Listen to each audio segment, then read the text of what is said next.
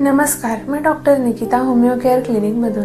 आज आपण जाणून घेणार आहोत पावसाळ्यात हेअर फॉल आणि डॅन्ड्रफच्या समस्या का निर्माण होतात। पावसाळ्यात वातावरण ह्युमिड असते, त्यामुळे केसांची मुळे कमकुवत होतात व हेअर फॉल सुरू होतो आणि तसेच स्काल्प ऑइली किंवा ड्राय झाल्याने डॅन्ड्रफ होऊन स्काल्प इचिंगही सुरू होते। पावसाळ्यातील ह्युमिडिटीमुळे फंगल इन्फेक्शन होण्याचेही चान्सेस वाढतात।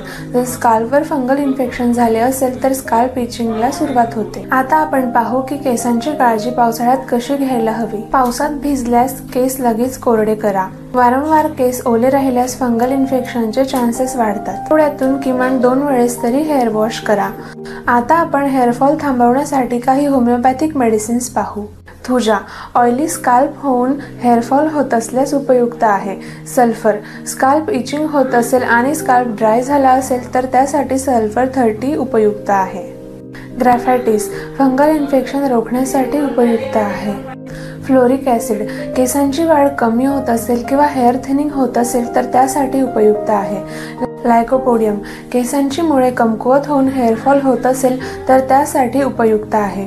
कोणतेही होमिओपॅथिक औषध घेण्याआधी होमिओपॅथिक तज्ज्ञांचा सल्ला अवश्य घ्या आणि तुम्हाला जर हेअरफॉल डॅन्ड्रफ विषयी समस्या असेल तर होमिओ केअर क्लिनिकला संपर्क करा। धन्यवाद।